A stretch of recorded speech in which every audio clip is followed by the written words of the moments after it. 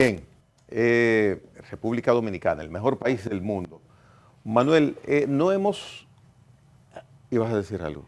No, la verdad es que ayer, escúcheme, porque yo no sé el tema que usted tiene, pero en el día de ayer usted puso un video ahí de Delcy Rodríguez. Recuerde que yo le comenté, Sí. pero ella debería concursar para el Oscar. Sí. ¿Usted recuerda? ¿Eh? Sí.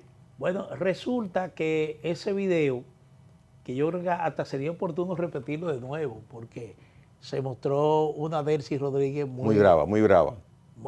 yo diría que incluso desafiante, ¿verdad? Muy patriótica, ante el sí. gran poder del norte. Muy empoderada. Aquí Venezuela se escribe con B larga no con B mayúscula, no con B larga. Con B mayúscula. Y aquí no se aceptan órdenes de Washington. No más órdenes de Washington, ¿verdad? Entonces, en el día de ayer, Donald Trump le responde de manera suave.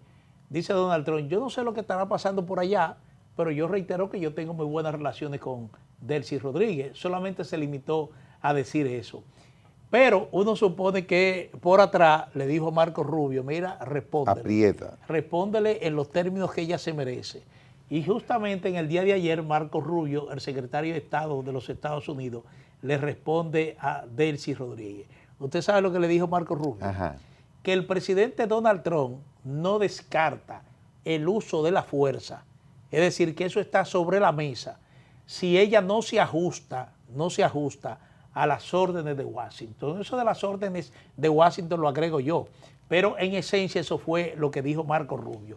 Es más, usted sabe que a mí me gusta citar siempre cosas textuales para que no me malinterpreten, pero lo que dijo ayer Marco Rubio fue lo siguiente, dice: supervisaremos de cerca el desempeño de las autoridades interinas a medida que cooperen con nuestro plan para etapas para restablecer la estabilidad en Venezuela.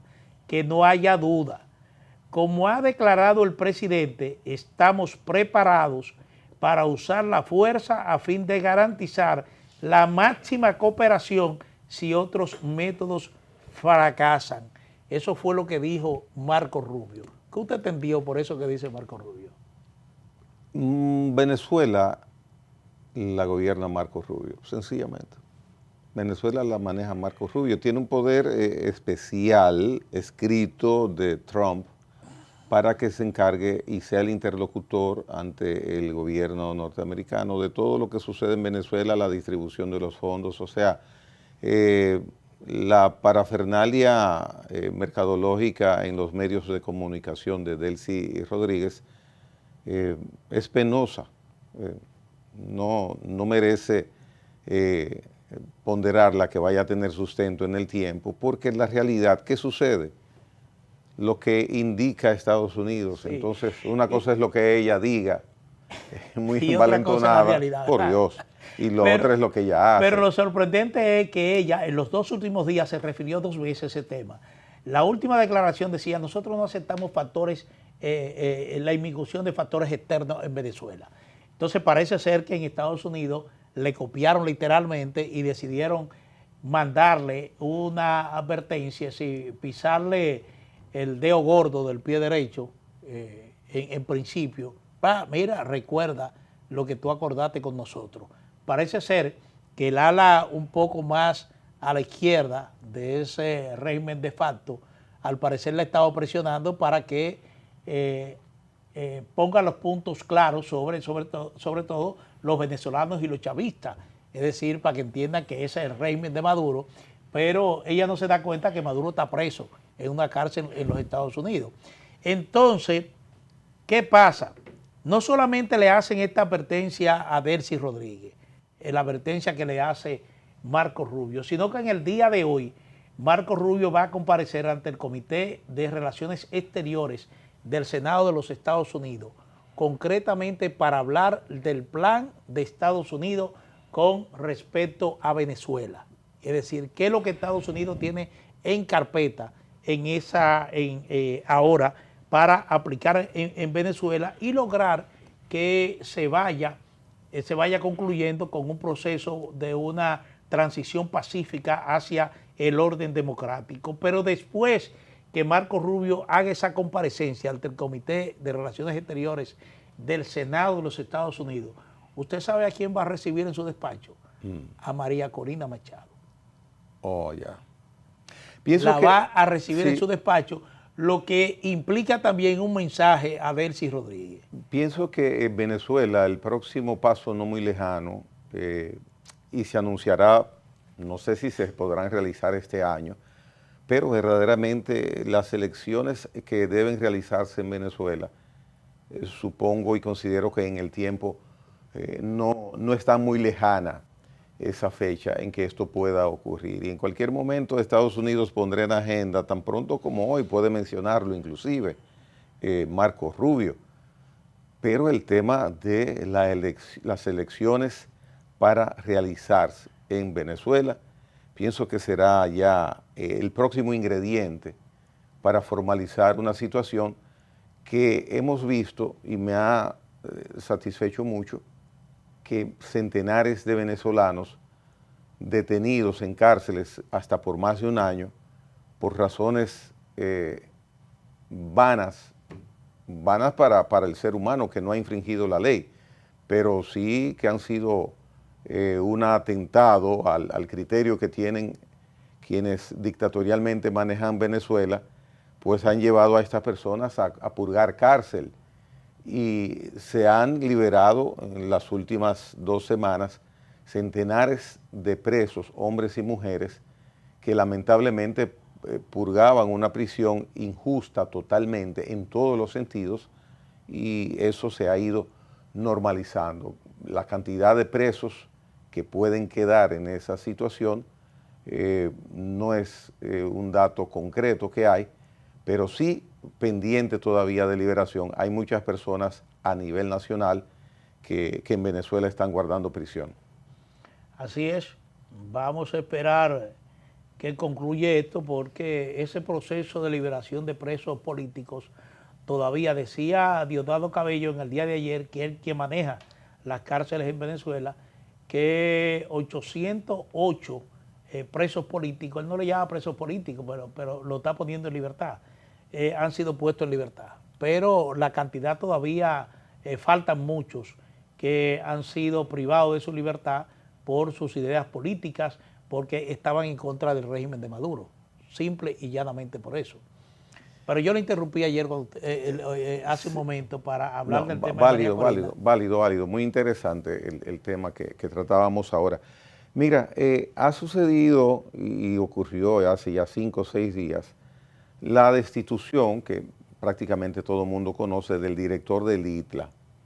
Un joven que fue ministro de la Juventud, hijo de una de las figuras icónicas del Partido Revolucionario Moderno, don Nino Félix, y ha causado mucha atención en la atención nacional, sobre todo en el mundo del PRMista, la destitución de este joven. Es de lamentar no el hecho de que la cancelación en sí, básicamente, sino que haya motivos para que una persona que dirige una institución como esa que vemos en pantalla, el Instituto Tecnológico Las Américas, se ve envuelto, la persona que dirija esta institución, en situaciones que verdaderamente no deberían pasar. Conocemos todos que hubo un reportaje televisivo del programa Nuria Investiga, donde presumiblemente los empleados en su gran mayoría tenían que ofrendar, aportar un porcentaje de su salario para ser destinado, de acuerdo a lo que dice el reportaje periodístico de televisión, a un movimiento político que maneja el joven Félix durante muchos años.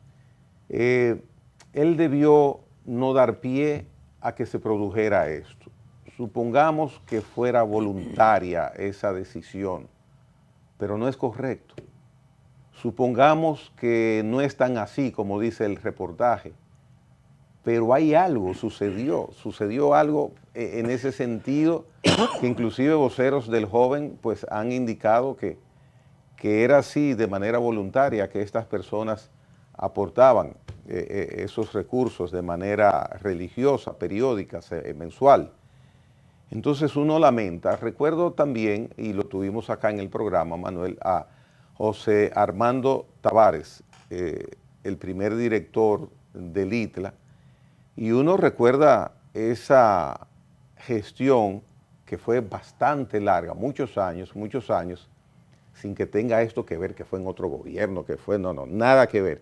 Pero uno recuerda a ese profesional que ustedes vieron sentado acá en su momento, y para nada uno pensar que podía manejarse cualquier situación anormal que no fuera la consecución y la prosecución de mejorar la institución, de innovar, que haya diferentes aspectos donde se ampliara, como ha venido ampliándose el ITLA. Inclusive en esta gestión de gobierno se han reproducido muchas más localidades donde está el ITLA. Eso es fabuloso, fabuloso es eso.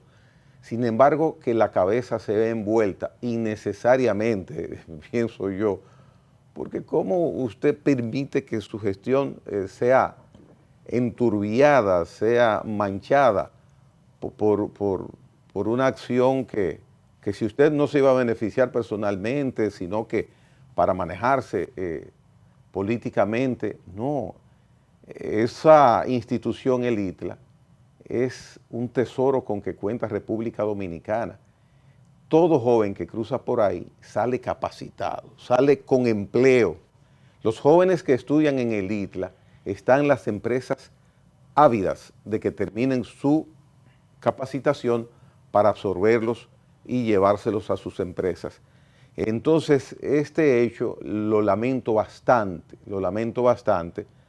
porque pone una institución a que uno la mencione en asuntos que no deberían estarse mencionando. Y por demás está el símbolo de la juventud. Un joven que ha representado a su partido, a la juventud dominicana, ministro, debió buscar la manera de tener una carrera que no empañe su carrera de un joven que promete en la sociedad, porque se entiende que valores debe tener, empezando por su casa, por su hogar. Así que seguirá definiéndose esta situación. Uno no conoce hasta dónde llegará, pero es lamentable para mí lo que ha sucedido en el caso de la destitución por los motivos que se esgrimen de este joven, que inclusive el decreto se indica que el presidente la fecha la escribió de su puño y letra. Bueno, parece ser que el presidente entendió que era urgente que esa decisión se tomase en el momento que él la tomó, y entonces eso parece que no hubo tiempo de sacar el modelo de decreto que habitualmente tiene la consultoría jurídica del Poder Ejecutivo. Pero mire, es lamentable que un joven prometedor, dirigente político, de alguna manera registre ya en su currículum, registre ya en su historial una decisión penosa como la que se acaba de tomar en su contra. Como tú señalas, fue un reportaje periodístico, de investigación periodística, lo que llevó al presidente de la República a tomar esta decisión. Y digo que parece que llevó este reportaje porque pasaron apenas 2 días, ¿verdad? Eso fue el sábado pasado que se habló de este tema. Hubo una distancia de 3 o 4 días para el decreto. Sí, fue rápido. Es decir, que lo que se entiende es que desde el gobierno, desde la presidencia de la República, muchos dicen que lo lógico hubiese sido que se hubiese ordenado una investigación para determinar si esa situación efectivamente se estaba dando en la magnitud y como lo presentó este programa de investigación. Porque ha habido gente que ha salido en defensa de este joven, otros han salido realmente a cuestionar lo que se difundió en ese reportaje. Lo que uno no tiene claro, vuelvo y te repito, es si desde el gobierno central, desde el Poder Ejecutivo, se ordenó investigar lo que se estaba denunciando. Me parece que el procedimiento normal y el procedimiento lógico es que si se hace una denuncia contra el desempeño de cualquier funcionario en una institución pública o privada, antes de tomar una decisión sancionadora, se investigue realmente de que la denuncia que se está haciendo se corresponde con los hechos de que eso está ocurriendo. Y me parece que 72 horas, que es lo que se dice que me dio entre esa denuncia y la decisión del presidente de la República, no hubo realmente tiempo para realizar esa investigación de comprobación de los hechos denunciados. Pero el presidente de la República tiene la potestad de tomar la determinación que entienda en cualquier momento que él entienda igualmente que debe ejecutar medidas de esta naturaleza, pero ahí está planteado todo. Se trata de una decisión que, a diferencia de otras decisiones que ha tomado el presidente de la República en el mismo sentido, no ha generado tanto escarceo, tanta discusión, tanta cuestionamiento o aprobación en términos de debate en medios de comunicación, pero está planteado ahí. Muchos hablan de que este joven proviene de una familia realmente ranqueada, como una familia respetable, una familia decente. De él mismo se habla que tiene una preparación realmente muy completa en términos de la función que llevaba a cabo, que estaba desarrollando una buena función al frente del ITLA, pero el hecho de que desarrolle una buena función al frente del ITLA no lo exime de responsabilidad si los hechos que se le acusan estaban ocurriendo, porque usted no puede obligar a ningún empleado público a colaborar para apoyar un movimiento político. Es decir, eso de cualquier manera es cuestionable, porque incluso hasta en el hecho de que usted diga, no, eso es voluntario. Uno dice, bueno, pero voluntario ¿hasta qué parte? Porque si usted es empleado y resulta que un movimiento político de su jefe le está requiriendo una colaboración voluntaria, entre comillas, es difícil que usted se niegue. Entonces, pero todos estos elementos debieron investigarse previo a la destitución, porque él dice que no, él niega los cargos, dice que no es verdad que eso estuviese ocurriendo, y entonces yo pienso que lo prudente hubiese sido que inmediatamente se produjo la denuncia, inmediatamente se dispusiese también una investigación para comprobar los hechos. Bueno, mientras tanto, el ITLA ojalá continúe el proceso que tiene esta administración de ir instalando en distintas provincias del país establecimientos, es que sí. El nombre... Bueno, esa es una decisión del presidente de la República. Sí, ojalá que sigan las diferentes provincias, pues poco a poco recibiendo la creación, la instalación en sus áreas geográficas de diferentes ITLAs. Y ojalá que podamos completar en algún momento en cada provincia del país al menos una edificación que albergue la instalación de un instituto tecnológico de esa magnitud, que para mí sería más útil inclusive que seguir instalando y creando nuevas extensiones de la Universidad Autónoma de Santo Domingo, que con las que tenemos ya nos detengamos ahí y le demos prioridad.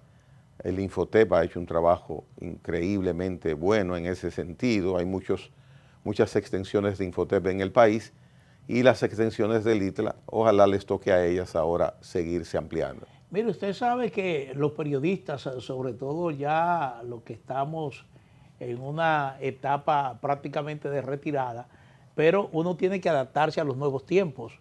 Y yo precisamente estuve acercándome al ITLA tratando de ver cómo yo podía hacer una carrera corta en términos de diseño, diagramación. ¿Y qué tal y la manejo. gestión? Mira, realmente no terminé porque te dan todas las facilidades para tú hacerlo. Yeah. El problema es que mi día a día como que se complica un poco. En términos entiendo. La necesidad de dedicarle tiempo no es compatible con tus ocupaciones.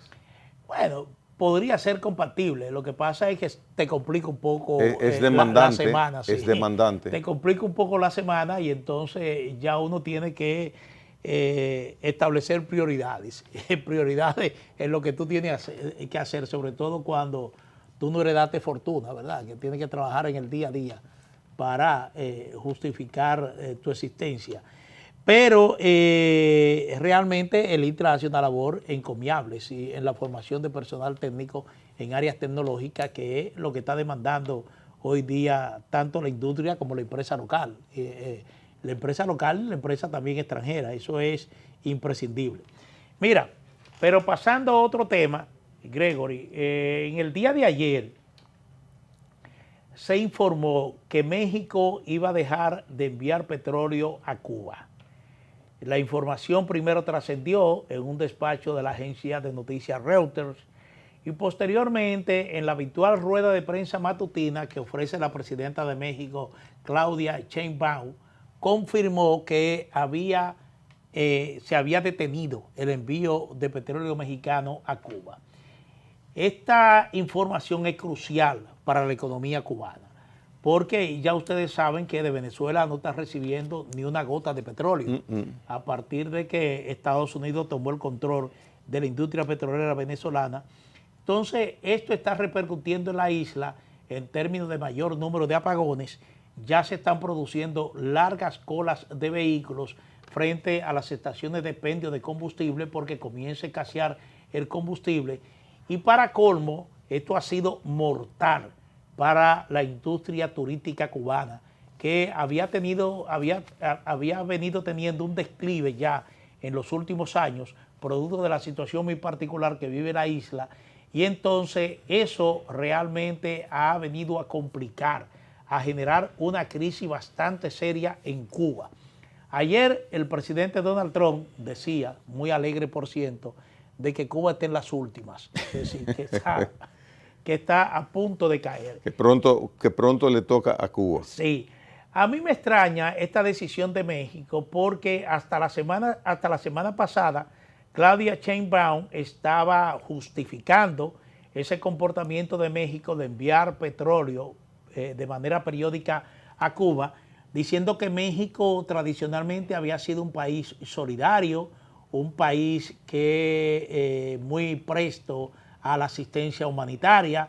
Entonces ella entendía que este petróleo que Pemex envía a Cuba se inscribe precisamente dentro de esta política cubana de humanidad, de solidaridad con Cuba, y que esto era un comportamiento histórico de México y que México iba a seguir con esos envíos de petróleo a Cuba porque sobre ese marco de solidaridad internacional que ella dice ha sido el comportamiento histórico de México. Pero en el día de ayer ella dice, bueno, sí se suspendió el suministro a la isla y eso es una decisión soberana. Entonces yo no entiendo por qué le pone ese apellido, que es una decisión soberana de México. Claro que es una decisión soberana, pero ¿por qué utiliza que es una decisión soberana? Porque se ha comenzado a generar la impresión, o más o menos a la gente colegir en México, que de alguna manera México está cediendo a presiones de la administración de Donald Trump frente a Cuba. Es decir, parece ser, según dicen algunas fuentes en México, de que esta decisión de México obedece a algún tipo de presión que la administración Trump ejerciera frente a México, porque ya Trump había cuestionado esa actitud de México de envío de petróleo a Cuba. Y esas condiciones de entrega de petróleo mexicano a Cuba se conocen. ¿Tú tienes conocimiento si es una donación, si es un trueque? Bueno, si es se una decía venta que con una condiciones parte blandas? era donación y otra parte era que se pagaba. Pero Cuba no está en condiciones de pagar nada. ¿Y México está en condiciones de regalar? No, México no está en condiciones de regalar su petróleo. México fue uno de los países que en el año 2025 menor crecimiento económico tuvo. Es decir, estuvo sorprendentemente entre uno de los países que su crecimiento económico no superó ligeramente el 1%. A mí me da la impresión que la señora Sheinbaum tiene en gran medida su atención cifrada de ejercer su gestión en la imagen de Trump y en intentar ser contestataria y pulsear con Estados Unidos. Y pienso que este no es buen negocio, metafóricamente hablando. La decisión de lo de Cuba hace sentido la presunción que mencionas, pero Sheinbaum debía, sí, para preocuparse por sus ciudadanos, tratar de morigerar y controlar y enfrentar la incidencia del crimen organizado por vía de las mafias de narcotraficantes de México y en México, que cuentan por miles esa violencia producto de estas inacciones morales en esa nación. Ella viene precedida y ha ido emulando el comportamiento y el actuar de Andrés Manuel López Obrador, que salió con muy buena aceptación, pero pienso que debía ella hacer como una autoevaluación de lo que en verdad le conviene a México, lo que en verdad le conviene a México, y a mi impresión, quitarse un poco la imagen de Trump, de su diario, de su día a día, que ella amanece con Trump y finaliza la cena también con él. Bueno, lo que pasa es que Trump tiene un comportamiento similar con México y con Canadá, que son sus vecinos, es decir, y ella regularmente tiene que salir a defenderse. Pero yo lo que resalto es, en el último informe, Pemet decía que entre enero del 2025 a septiembre del 2025 estaba enviando un equivalente de 20,000 barriles diarios de petróleo a Cuba. El hecho de que esa llave se cierre implica algo mortal para Cuba, Claro. sobre todo un escenario que ya no está recibiendo de Venezuela. Actualmente, Cuba lo único que está recibiendo es la asistencia de Rusia. Y hasta por distancia es difícil. Exactamente, que no se sabe hasta qué punto Rusia pueda mantener. Rusia tiene compromiso con el petróleo que genera en otras partes del mundo y el hecho de que Rusia tampoco ya tenga acceso al petróleo venezolano, porque Rusia compraba petróleo a Venezuela, le limita un poco sus operaciones para seguir satisfaciendo en términos de ayuda, en términos de solidaridad a su isla hermana que es Cuba. Entonces hay una complicación muy generalizada con el tema cubano.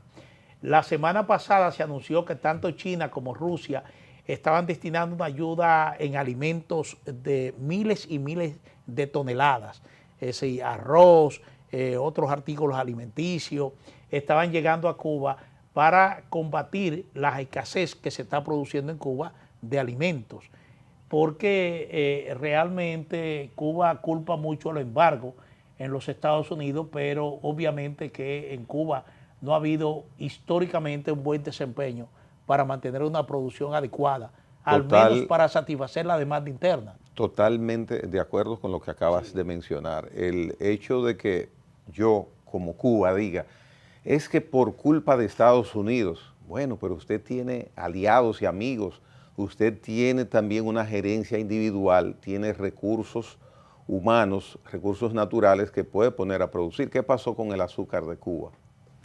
Se fue a la cachimba, ¿entiendes? Entonces, el mundo de la ciencia en el aspecto de la salud, Cuba pudo ser el gran suplidor de una parte importante de la región, el principal suplidor en temas de medicamentos, que hubo un momento en que la línea trazada por Cuba en la ciencia, en el desenvolvimiento de la salud, era fabuloso y lo dejaron caer también. Entonces, esa autogestión que tú indicas es responsabilidad de los cubanos, que lamentablemente no supieron mantenerlo y se han quedado todo el tiempo esgrimiendo la teoría de que por culpa de Estados Unidos, por culpa de Estados Unidos, no, nosotros somos República Dominicana, tenemos relación básica con Estados Unidos, pero yo no me imagino a República Dominicana llorando porque tengamos alguna dificultad con Estados Unidos. Y esto habla a favor de nuestro, a favor de nuestra novedosa inventiva, nuestra astucia. Entonces Cuba pienso que es más pretexto y comodidad, respetando, pero uno opina porque ellos también opinan sobre otros países. Sí, no es evidente que el embargo ha hecho mucho daño a Cuba. El tema es que tú dices, bueno, pero ¿qué alternativa tú te planteaste reconociendo de que ese embargo te iba a afectar de manera preponderante? Entonces, porque todo el tiempo tú no podías centrarte en que en algún momento Estados Unidos te iba a liberar de ese embargo. Lo importante era generar alternativas, tanto internas como externas, para tú enfrentar los efectos de ese bloqueo, pero eso no se hizo. Nunca pudo superar esa eficiencia. Y digo que no se hizo porque los resultados están ahí. Sí, los resultados están ahí. Pero mira, Gregory, nosotros tenemos una gran colonia en España, la madre patria. Muchos dominicanos viven en España, sobre todo procedentes del sur del país, donde se registraron las primeras emigraciones hacia la madre patria de República Dominicana. Usted iba a España y regularmente te encontraba con cualquier dominicano. ¿De dónde tú eras? Te decía, bueno, de Barahona, de Vicente Noble, de Tamayo. Sí, regularmente, no sé por qué ocurrió eso, pero generalmente de ahí empezó esa gran migración hacia España. Pero España tiene una política migratoria diferenciada de la política migratoria que se está aplicando en la Unión Europea, en el resto de los países de la Unión Europea, donde se está realmente endureciendo lo que es esa norma migratoria. Italia, Francia, Reino Unido, Alemania, todos han ido endureciendo su política migratoria en vista de que le alarma la cantidad de gente, sobre todo de África, que está llegando a Europa y se está estableciendo en Europa, en esos países europeos. En España es diferente. Anunció ayer la ministra de Migración española, ella se llama Elma Saiz. Ella anunció que España va a iniciar un proceso para regularizar a miles de inmigrantes indocumentados. Se habla de 500,000 al menos, 500,000. Que van a ser regularizados.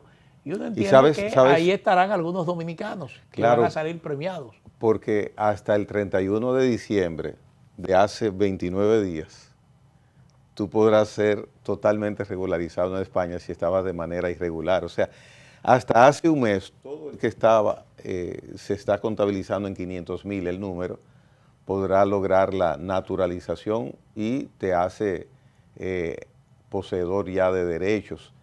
En España le están dando mucha facilidad a Abascal, Feijóo, están opuestos.